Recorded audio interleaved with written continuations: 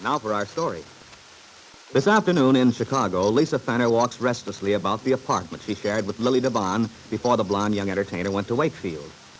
With her dark hair piled high on her head, Lisa is looking beautiful in a trailing yellow housecoat. Now she hears a knock, crosses to the door eagerly. Hello, darling. Hello, Lance. Oh, baby. Lance. You're so beautiful, darling. I ought to be used to it by now, but I guess I'm not. That yellow housecoat you're wearing. Do you like it? Terrific. I thought of you when I bought it. Love you in yellow, with your hair dark. You look like a butterfly, I guess. Oh, Lance. I guess I do sound like a dope, don't I? No, you don't, Lance. I love it. But I can't get used to it. You never used to talk like this, even when we were first married.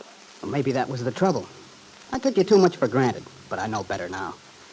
All that time we were separated gave me a chance to find out what I'd missed. From now on, I'm going to keep telling you over and over how much I love you. And I'm going to do whatever you want to do. Oh, Lance, sometimes I feel as if I'm dreaming all this. After being lonely so long, unhappy. And now it seems too good to be true. Perhaps it is. It's not, though. You'll see. Just as soon as we get started, you'll find out I really mean what I say. I'm going to make you happier than you've ever been before. If only there weren't so many things to forget. It frightens me.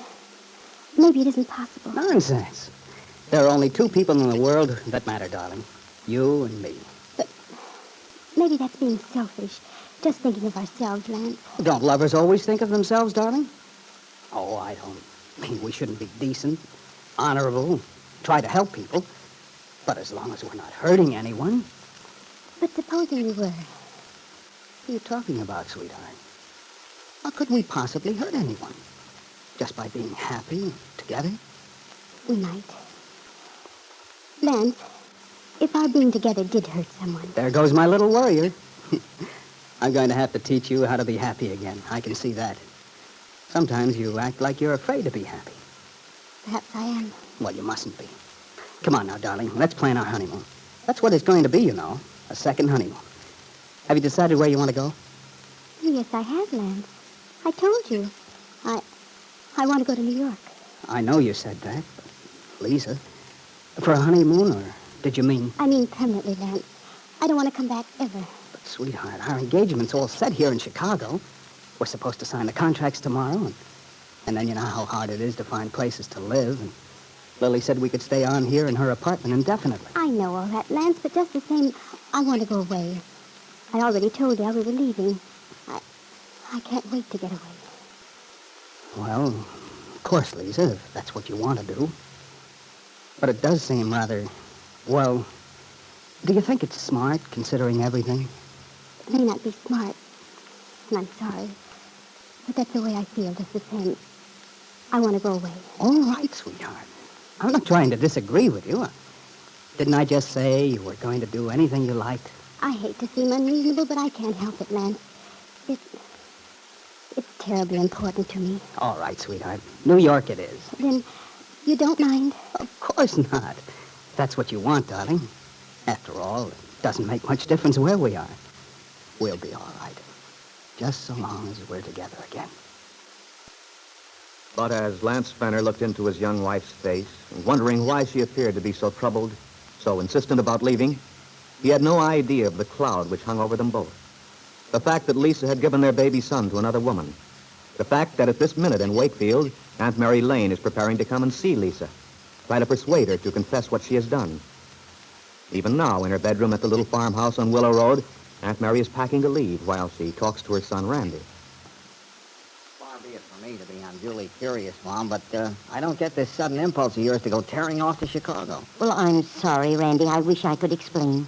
But in the first place, there isn't time. And besides... It's none of my business, is that it? Well, no, I don't mean that, dear, but... Oh, never mind, Mrs. Lane. I guess I can take a hint. If I'm hit over the head with it. You know if there were anything you could do to help, you'd be the first person I'd turn to. But this time, there's just nothing you could do, except to keep things going here at the farm. Well, you can just bet I'll do that, all right. By the way, any special instructions? You're the captain of the ship, you know. I'm here to take orders. Well, now, let's see. There's plenty of food in the icebox for supper. Peggy'll know what to do. Tell her she might make a cake for dessert. Oh, boy. And Randy, you might help her as much as possible. I know she'll be tired. Well, the trial's been quite a strain on her. Say, come to think of it, how's Peggy getting back from Huntsville? You came back in the truck, didn't you? Yes, Peggy and Lily stayed on. Well, Lily managed to rent a car in town from Mr. Peterson. She's using that to run around in. So I asked her to bring Peggy home. Why don't you ask her to stay to dinner? Oh, that's a good idea. I will. She can help Peggy, too. It might be a good idea for her to stay overnight if she can arrange it. You see, when that lawyer of the Calverts, Farnsworth, brought Peggy into the case, well, I didn't have time to tell you before, Randy, but he made such ugly insinuations. Oh, poor little kid. Maybe I shouldn't have encouraged her to go over. No, that was all right, Randy. I think Peggy would have felt worse if she hadn't. Yeah, maybe. I think she wanted Bill to know she was pulling for him. She did. Oh, Randy, hand me that bag from the dresser, will you, please? Sure thing, Mom. This one? Yes, that's right. And would you mind bringing my toothbrush? Yeah, right on, Mom. Hey, anything else I can do now? No, I think I have everything. Okay. Well, say, by the way, Mom, does Peggy know why you're leaving? Hadn't I better explain something to her, or so she won't worry? Oh, yes, just tell Lefty and Peggy both that I had to go away unexpectedly. And I'll explain when I get back. When will you be back, Mom? Tomorrow, I expect. If anything unforeseen comes up, I'll phone you. Okay. Now, don't you get yourself all tired out running around up there. I know darn well whatever you're up to has to do with somebody's being in trouble. But I don't want you to make yourself sick on account of it. I won't, Randy, dear. But I won't rest easy. I couldn't unless I tried to get this whole thing. Well, unless I did what I could. But don't you worry about me. I'll be quite all right. I'll see that you are, Mrs. Lane. After all, you're the nicest mother I ever had. Oh, Randy. Now, then, let me see. What have I forgotten? Nothing, I guess. Well, suppose you get into your hat and coat then while I close up the suitcase. I've only got a few minutes to spare. It'll take us about 20 minutes to get to the station. All right, Randy, I'll hurry. And if anything goes wrong, you be sure to phone, won't you, Mom? I'll take the very next train up. Well, that's very nice of you, dear, but I won't need any help. If I can't do anything by myself, I'm afraid there's nothing to be done. But it's got to work out. It simply must.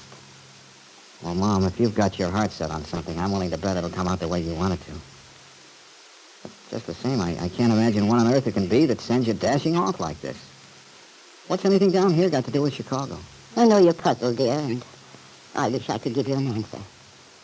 But at present, all I can tell you is that Chicago may have everything to do with it. May make all the difference in what happens to someone who is very dear to both of us. And, Randy, I'd like to leave a message for Lily when she gets here. Oh, Mom, what is it? Just tell Lily I said thanks. Is that all? Just thanks? Yes. I'm not sure she'll know what I mean. But perhaps she'll understand after tomorrow. Aunt Mary was referring to the fact that it was Lily who had provided the final clue, the link which bound Lisa Fenner to Wakefield, because of the baby son she had relinquished to Kit Calvert and now refused to claim. Lisa's premonition today had been only too true when she begged her husband to take her away from Chicago, fearing that something might destroy their newly recovered happiness. For now, Aunt Mary is on her way to Chicago to see Lisa. But will Aunt Mary be able to persuade the young dancer to do what she should do?